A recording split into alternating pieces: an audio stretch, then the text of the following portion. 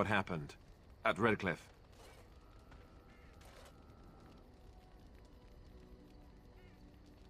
Yes, I know. I've had some time to think about it now. I just wanted to thank you. You went out of your way to save the Arl's family, and you did it. Even though it would have been easier not to. There's been so much death and destruction. Well, it makes me feel good that at least we were able to save something. No matter how small. I owed the Arl that much. You're right. Hopefully, by that time, there's still enough of Ferelden left to save. Good. Now that the warm, fuzzy part of the day is over with, we can get back to the ritual dismemberments.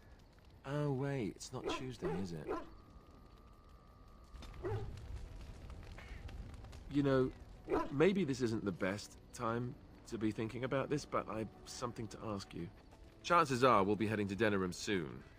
And when we're there, I wonder if we might be able to look someone up. I'm not talking about a friend, exactly. And no, it's not that sort of friend either. The thing is, I have a sister, a half-sister. I told you about my mother, right? She was a servant at Redcliffe Castle and she had a daughter. Only, I never knew about her. I don't think she knew about me either. They kept my birth a secret after all. But, after I became a Grey Warden, I did some checking and, well, I found out she's still alive. In Denerim. No. I thought about writing her, but I never did. And then we were called down to Ostagar, and I never got the chance. She's the only real family I have left. The only family not also mixed up in the whole royal thing. I've just been thinking that maybe it's time I went to see her. With the Blight coming and everything, I don't know if I'll ever get another chance to see her. Maybe I can help her. Warn her about the danger, I don't know. I'm not sure. I don't know anything about her except her name and where she lives. Her name is Goldana, and I think she remarried but still lives just outside the alienage. If we're in the area, then, well, it's worth a look. Something on your mind? Of course. You never asked?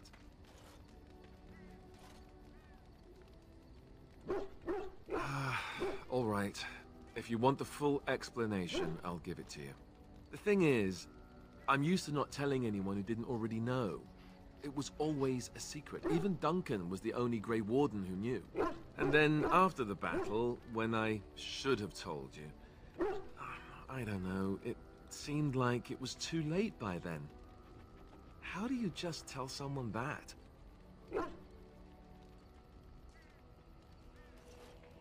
I should have told you, anyway. It was important for you to know. I guess part of me likes you not knowing. They treat me differently. I become the bastard prince to them, instead of just Alistair. I know that must sound stupid to you, but I hate that it shaped my entire life. I never wanted it, and I certainly don't want to be king. The very idea of it terrifies me.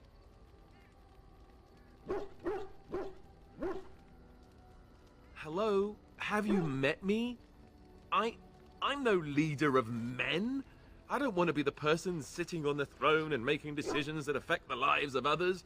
It just isn't me. I guess I should be thankful that Arl Eamon is far more likely to inherit the throne. If he's all right. Oh, I hope he's all right. And for what it's worth, I'm sorry for not telling you sooner. It was a dumb thing to do. I guess it's kind of a relief that you know now. Let's go. Something on your mind? Of course. Such as they are. About the Grey Wardens, anyhow. Fair enough. Something on your mind?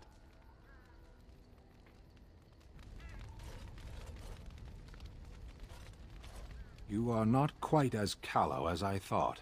That is unexpected. You sound surprised. You must have heard this before.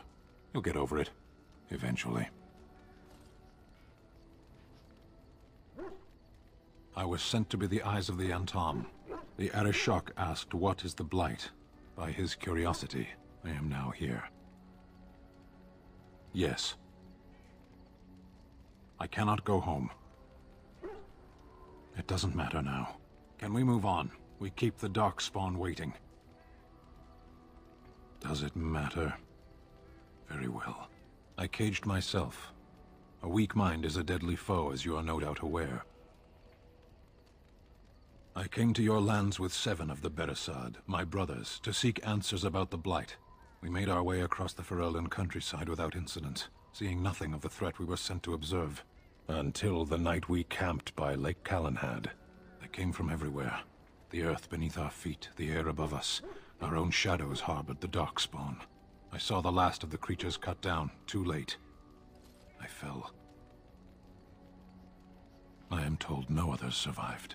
I don't know how long I lay on the battlefield among the dead, nor do I know how the farmers found me. I only know that when I woke I was no longer among my brothers, and my sword was gone from my hand. Perhaps. I searched for it, and when that failed I asked my rescuers what had become of it. I killed them. With my bare hands. I did. I knew they didn't have the blade. They had no reason to lie to me. I panicked. Unthinking, I struck them down.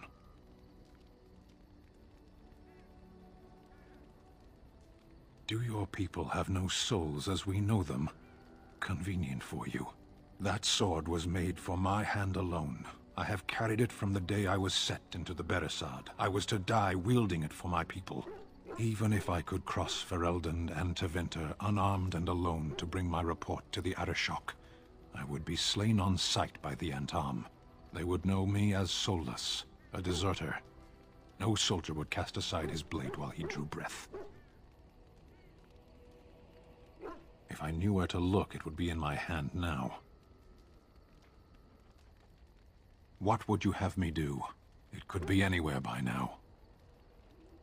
Near Lake Calenhad. Perhaps those words are empty, but thank you all the same. You called. I caged myself. A weak mind is a deadly foe, as you are no doubt aware. I came to your lands with 7 of the Beresad, my brothers, to seek answers about the Blight. We made our way across the Ferelden countryside without incident, seeing nothing of the threat we were sent to observe. Until the night we camped by Lake Calenhad. They came from everywhere. The earth beneath our feet, the air above us. Our own shadows harbored the Darkspawn. I saw the last of the creatures cut down, too late. I fell. I am told no others survived. I don't know how long I lay on the battlefield among the dead, nor do I know how the farmers found me. I only know that when I woke I was no longer among my brothers, and my sword was gone from my hand. I searched for it, and when that failed I asked my rescuers what had become of it. I killed them. With my bare hand. I did. I knew they didn't. They would know me as soulless, a deserter. If I knew where to look. Near Lake Calenhad. You called. Speak, then. Then I suggest we move on. I am hardly surprised. To put it lightly, no one has a place here. Your farmers wish to be merchants. The merchants dream of being nobles, and the nobles become warriors. No one is content to be who they are. What does that accomplish? The farmer who buys a shop is never a merchant. He is always a farmer turned merchant. He carries his old life with him as a turtle carries its shell.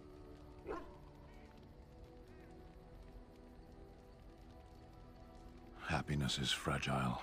Nothing can be built upon it that will last. Only duty endures. You can learn to find it in doing your duty, in serving your people. There is no need to search for it. Shall we move on? There is interesting food here. You have a thing. It doesn't have a word in the Qunari tongue. Little baked things like bread, but sweet and crumbly. Yes, we have no such things in our lands. This should be remedied. Perhaps. It's strange to be in a crowd and hear a language that is not your own. To see faces that are and aren't like yours. I miss the smells of Saheron. Tea and incense and the sea. Ferelden smells of wet dogs. Skunks don't mind the smell of other skunks either. Shall we move on? Speak, then. Then I suggest we move on. As you wish.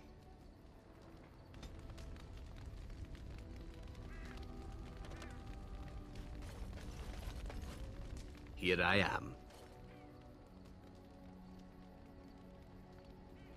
Oh, this should be good. Go ahead. Well now, I imagine that's a very fair question. Being an assassin, after all, is a living, at least as far as such things go. I was simply never given the opportunity to choose another way. So, if that choice presents itself, why should I not seize upon it? To be truthful, I didn't even know the crows existed when I joined them.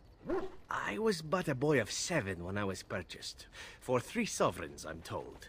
Which is a good price, considering I was all ribs and bone and didn't know the pommel of a dagger from the pointy end. The crows buy all their assassins that way.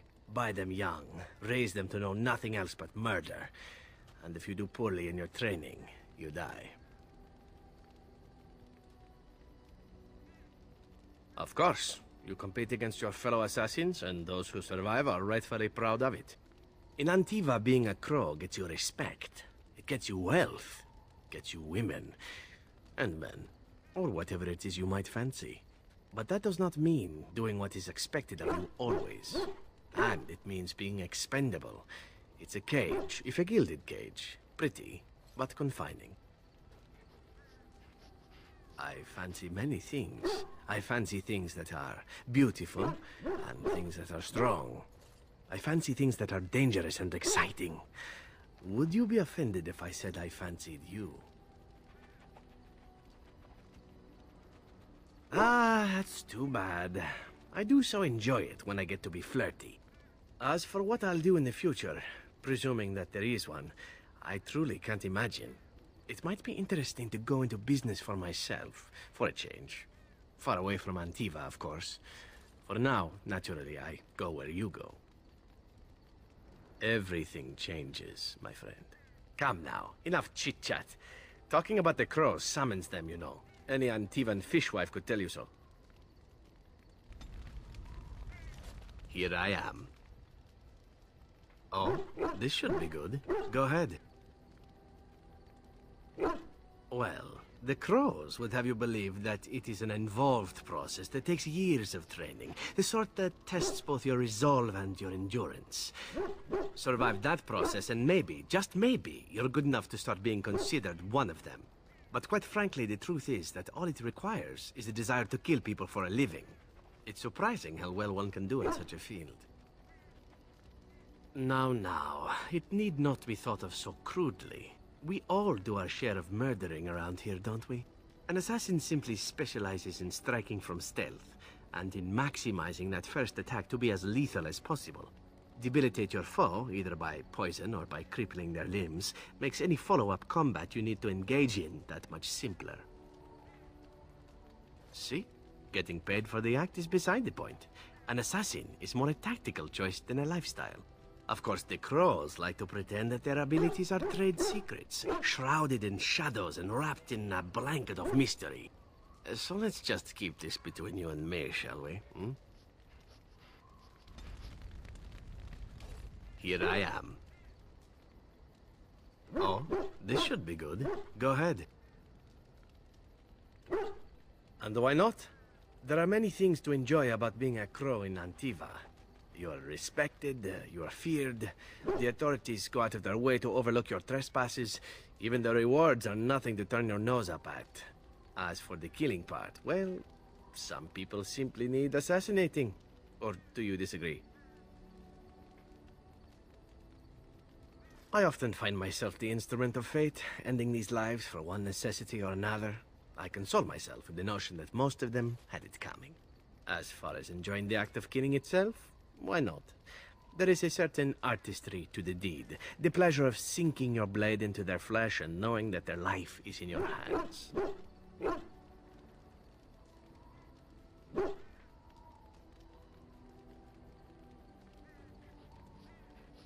It is not pleasure, per se, nothing sexual. It is more a sense of satisfaction, a feeling of power. Does that make sense? No matter.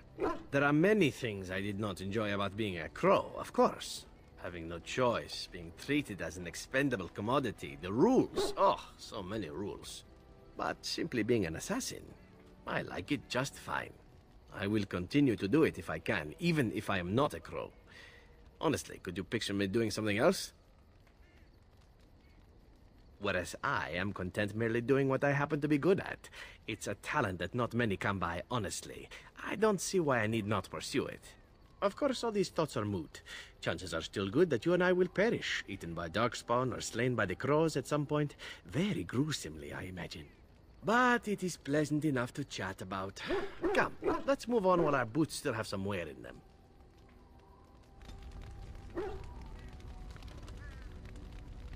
Here I am. Oh, this should be good. Go ahead. Oh, you wish to know about Antiva, do you? The only way to truly appreciate it would be to go there. It is a warm place, not cold and harsh like this Ferelden. In Antiva it rains often, but the flowers are always in bloom. Or so the saying goes. Every land has its assassins. Some are simply more open about their business than others.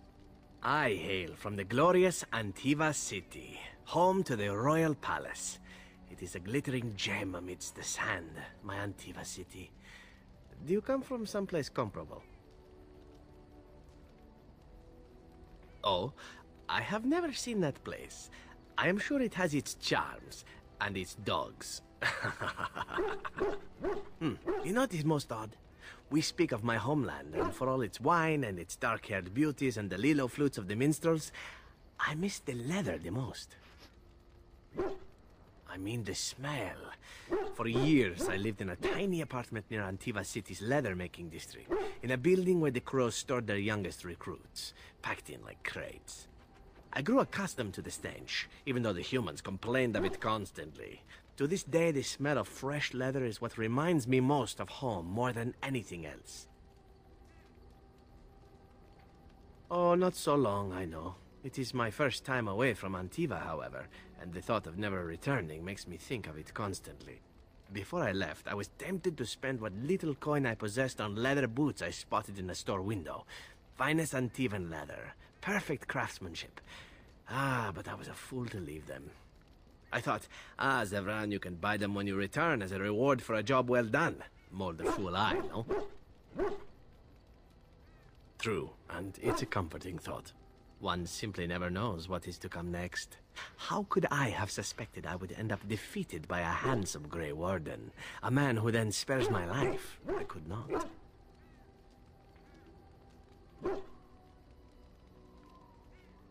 Quite right you are. I see the Grey Wardens do not recruit fools. Now, if it is all the same to you, I would prefer not to speak more of Antiva. It makes me wistful and hungry for a proper meal.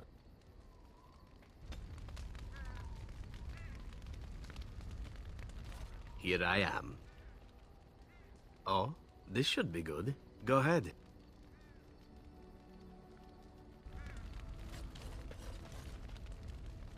Yes? Well, here I am. What is meant by someone like me? Did you think I was always a cloistered sister? The Chantry provides succor and safe harbor to all who seek it. I chose to stay and become affirmed.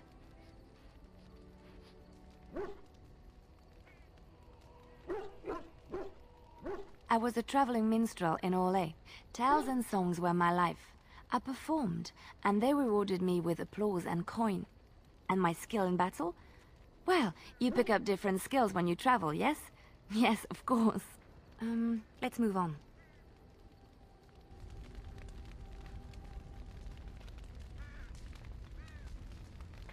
Yes? Well, here I am. Of course I do. I love stories far too much to keep them to myself. Everyone should be able to benefit from them, I think. Chantry lore says it is man's pride that created the Darkspawn.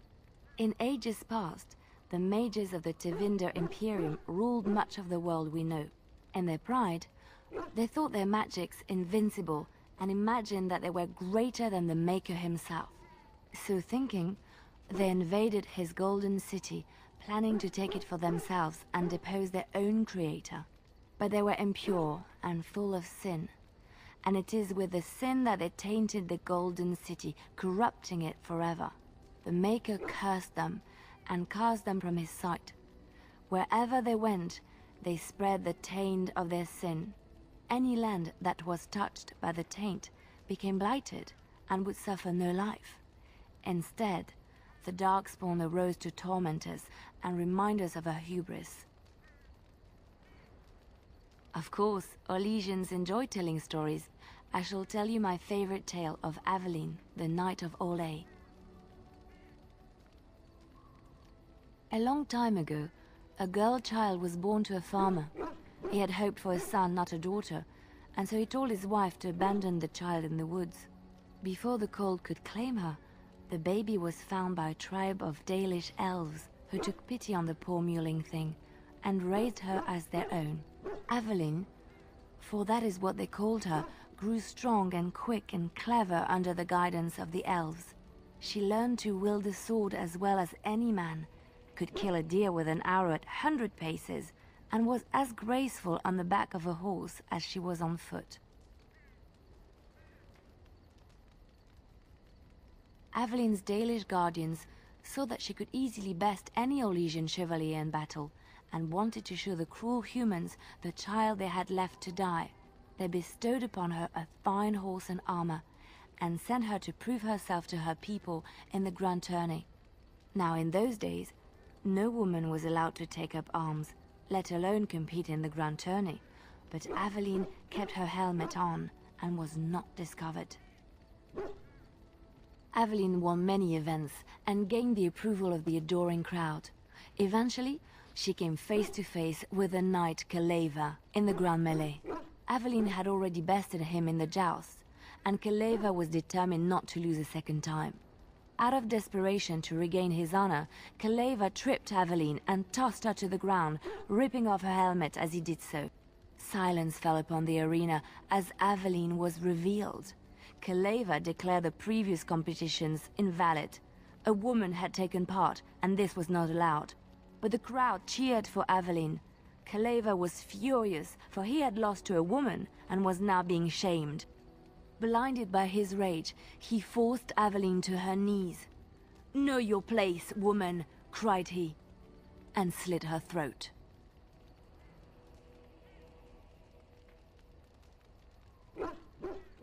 The son of the king, Prince Freyan, was present.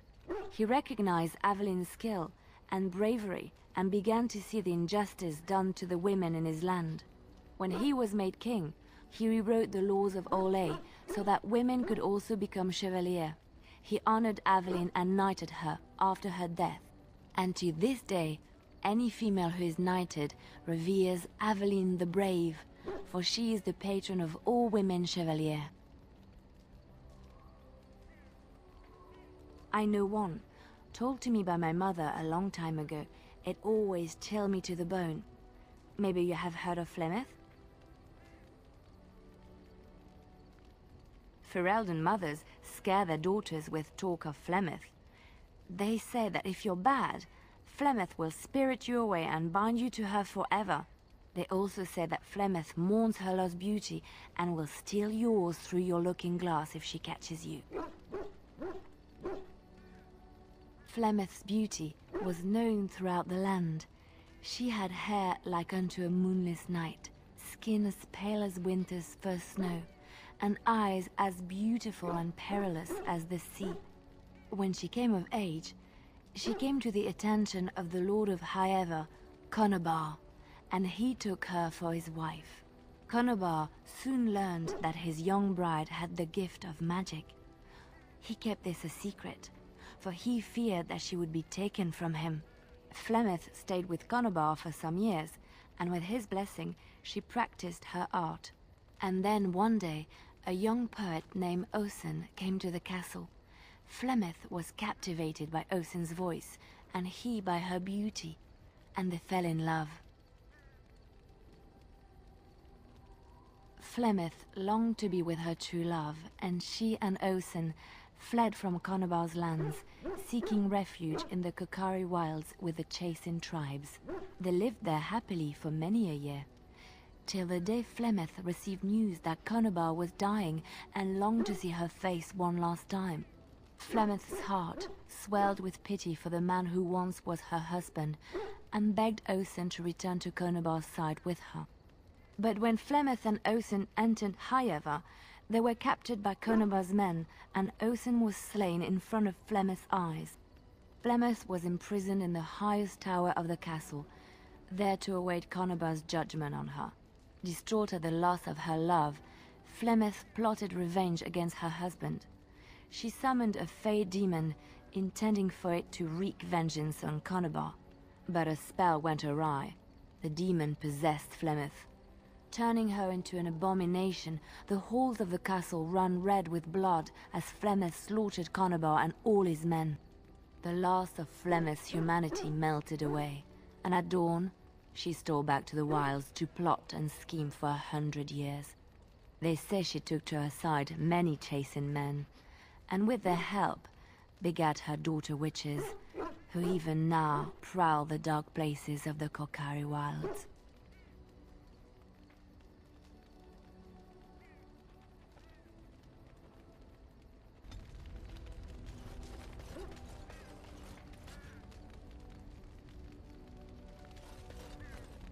Yes? Well, here I am. I knew this would come up sooner or later. I don't know how to explain, but I had a dream. In it, there was an impenetrable darkness. It was so dense, so real.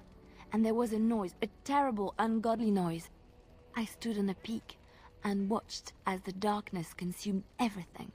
And when the storm swallowed the last of the sun's light, I fell, and the darkness drew me in.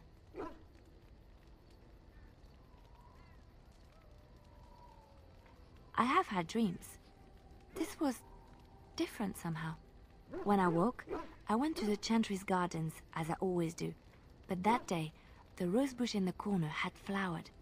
Everyone knew that bush was dead. It was grey and twisted and gnarled, the ugliest thing you ever saw. But there it was, a single beautiful rose. It was as though the Maker stretched out his hand to say, even in the midst of this darkness, there is hope and beauty. Have faith.